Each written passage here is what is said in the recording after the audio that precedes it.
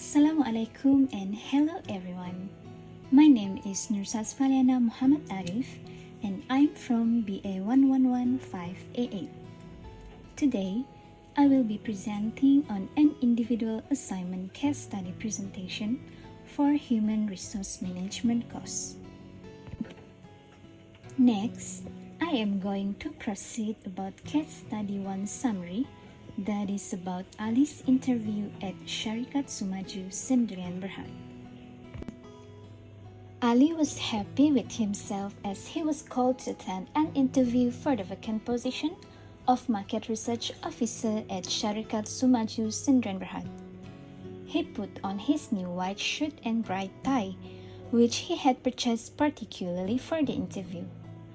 According to the company's letter, his interview was expected to begin at 10 a.m.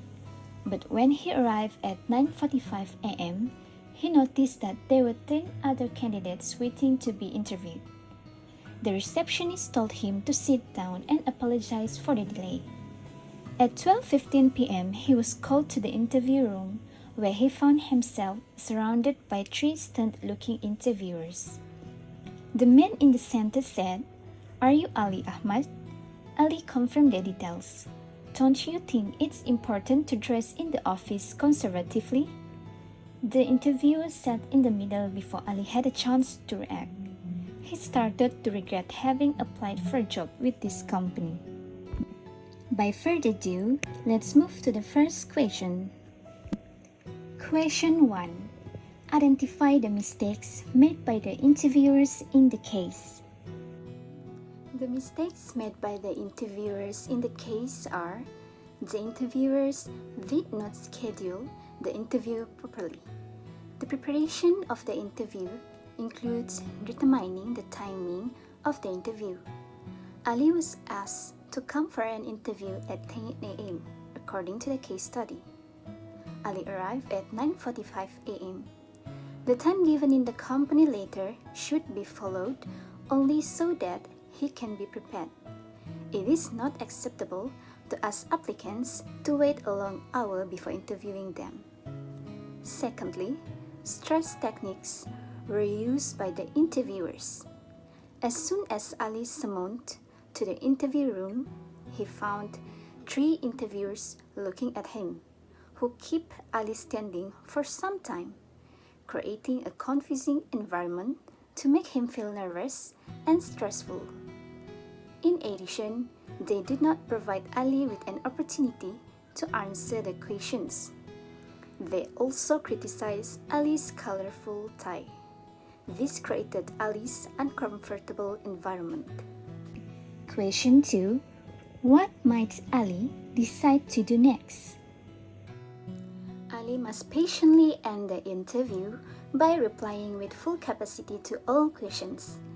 Thus, Ali should take a while after the interview to focus on and learn from his performance about the problems. Ali will also be forced to prepare for other interviews and to forget to apply for a position in the future for this company because of the unprofessional interviewing of people. Besides, Ali will have to carefully examine the background of a company before submitting a job to get a better understanding of how the business works. Third question. How might the interview process be improved?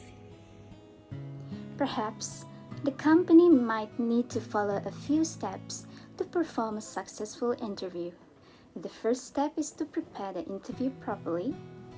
This step can be achieved by setting the correct timing.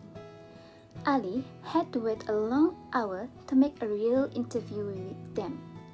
The interviewers should set a proper timeline and obey the correct time frame suggested in the company's letter to Ali. Second, the step of a successful interview is being done correctly.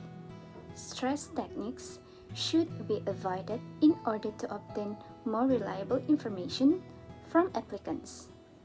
This technique can contribute to a negative impression on the applicant who might want to look for other jobs. In addition, The establishment of a supportive atmosphere is essential for applicants to feel more secure in providing the required details. In this case study, interviewers should welcome Ali with a handshake and a warm smile to build a friendly atmosphere, thus making Ali feel more comfortable in answering their questions. A successful interview step, therefore, has a big impact on applicants to commit to the interview with their fullest capacity, and interviewers can easily pick the right applicant. Now, let's move to the second case study that is about dissatisfaction at Syarikat Zumaju Sdn Bhd. Ahmad, a leader of the National Union, attempted to calm down the workers who were screaming that they wanted to strike. A conference was held at the rubber gloves factory to discuss what to do about a variety of problems faced by the workers. Ahmad noted that the main concerns were the rising number of foreign workers employed by the company, some of whom were suspected to be illegal workers. Second, the frequent late payment of wages. Third, the reluctance of the management to consent to meet with the union in order to discuss a new labor agreement, even though the existing agreement had expired 6 months ago. Finally, the human resource manager was unhelpful and declined to listen to the workers' grievances. First question: is it legal for the workers to do picket in the situation outlined above? Based on the question, it is legal for the workers to do picket. Workers who belong to a trade union and have a trade dispute with the employer have the right to picket at or near their place of work. They do not block the entrances or the exits, they do not threaten anybody, and their actions are non-violent. The purpose of the picketing is to publicize the conflict between employees and their employers who are not personally involved, and to the public. Workers permitted to picket at or near the place of work in the situation outlined above due to repeated late payment of wages, failure by the management to agree to meet with the union in order to negotiate a new collective agreement, even though the previous agreement had expired 6 months ago, and the human resource manager was unhelpful and refused to listen to the complaints of the workers. Second, why would Ahmad advise the workers that they cannot strike?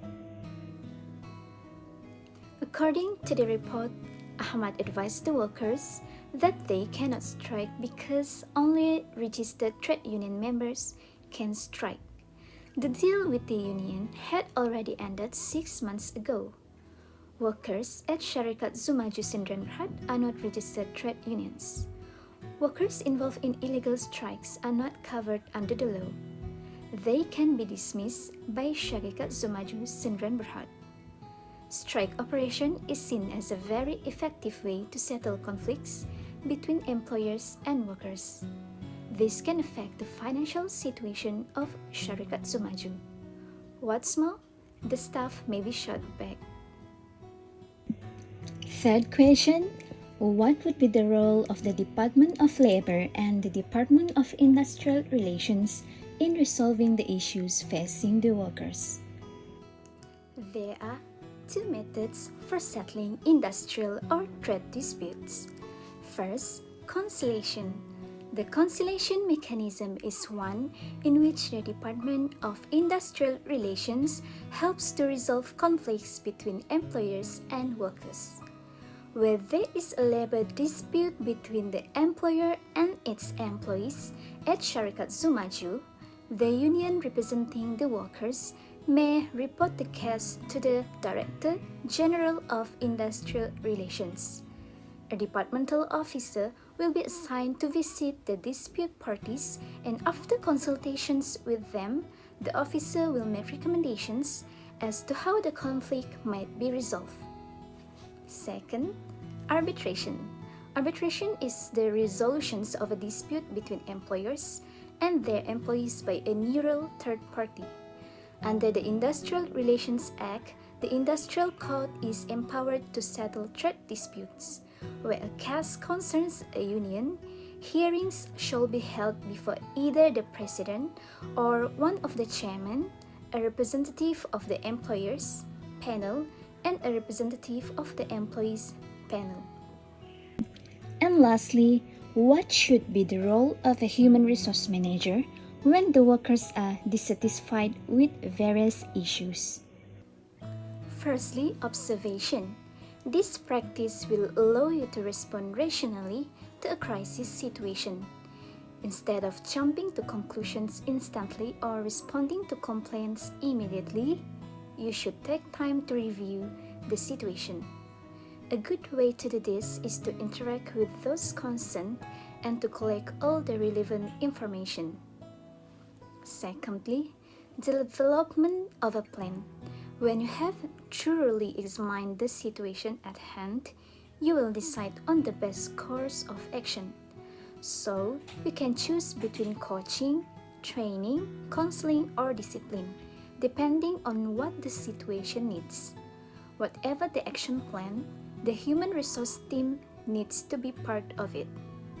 Lastly, find behavioral reasons. Your job is try to figure out what circumstances may have caused an employee to act in an ethical manner.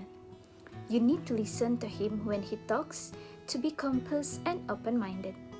The best way to understand his actions is to ask him some open-ended questions. So that's all from me. Thank you very much.